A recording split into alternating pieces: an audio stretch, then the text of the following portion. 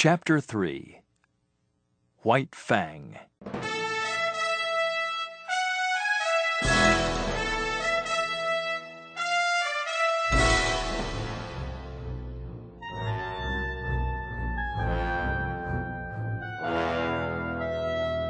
The world outside the cave was full of surprises for the little gray cub. But his world with his mother was a happy one. Then one morning, the cub woke up and left the cave to run down to the stream for a drink. He was still half asleep after a night out hunting for meat. Suddenly, he saw 5 strange animals sitting under the trees. They did not jump up or show their teeth, and they did not growl. They sat silently watching him, and he felt very small and weak. The 5 men were Indians. One of the Indians got up and walked across to the cub. He put out his hand, and the cub growled and showed his fangs. The Indian laughed. "Look," he said. "White fangs." The other Indians laughed loudly. "Bring him here," they said. The first man put his hand near the cub again, and the cub moved quickly to bite it.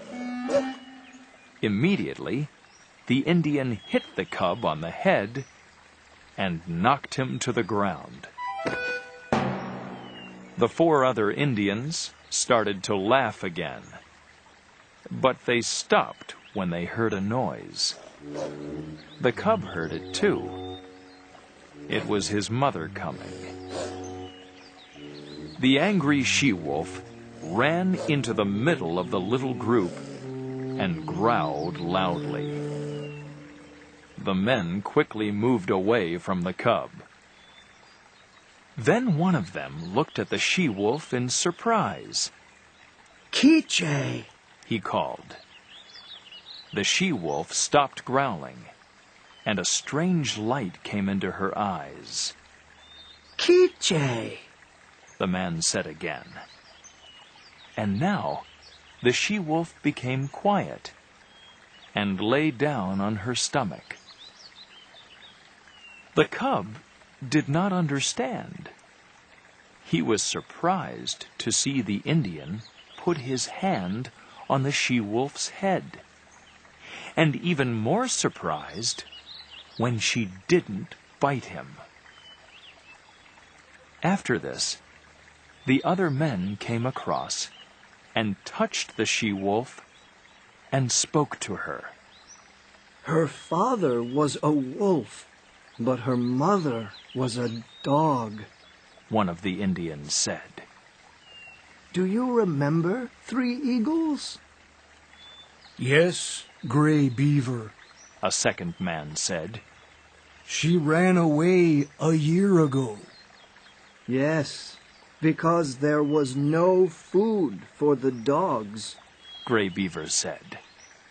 "and since then she has lived with the wolves." He put his hand on the cub, and the cub growled and showed his fangs. Gray Beaver immediately hit him on the nose, and the cub closed his mouth.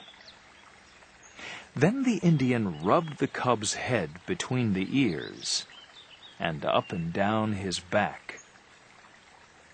"His father was a wolf," Gray Beaver said. "This cub is more wolf than dog. His fangs are white, so his name will be WhiteFang. He is my dog, because Kiche was my brother's dog, and my brother is dead." Gray Beaver tied Kiche to a small tree WhiteFang watched him, then went and lay down beside his mother. After a time, more man-animals arrived. There were about 40 men, women, and children, and everyone was carrying something. There were dogs and young puppies, too, and these dogs carried heavy bags on their backs. They saw the wolf cub and ran and jumped on him, but the Indians chased them away. WhiteFang learned something from this. These man-animals did not bite or fight, but they had power over other animals. The group of Indians started to move away, and a small boy took Quiche and walked with her. WhiteFang followed them, worried about this new adventure. They walked along beside the stream until it met the Mackenzie River. Here, the Indians made their camp. WhiteFang watched. For him, it was all new and interesting. He moved away from his mother to look around. After a minute or two, a puppy came up to him. The dog's name was Lip Lip, and he liked to fight. WhiteFang was ready to be friendly until Lip Lip showed his teeth. Then, suddenly, the young dog jumped at WhiteFang and bit him 3 or 4 times. WhiteFang ran to his mother, crying. To WhiteFang, the man-animals were like gods. When they walked, he got out of their way. When they called, he came.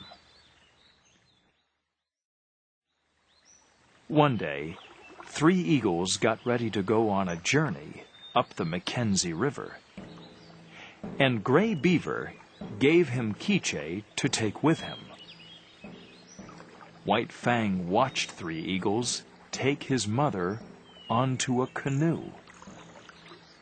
He jumped into the water and started to swim after them. Come back! Gray Beaver shouted to him.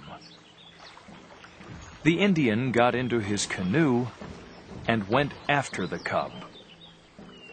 It did not take him long to catch WhiteFang and pull him out of the water. Holding him above the boat, Gray Beaver hit him hard. At first, WhiteFang was surprised. Then he was angry. He growled and showed his teeth. But Gray Beaver hit the cub harder and threw him into the bottom of the boat.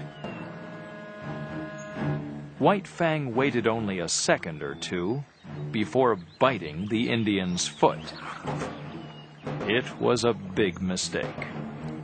Now Gray Beaver was even angrier.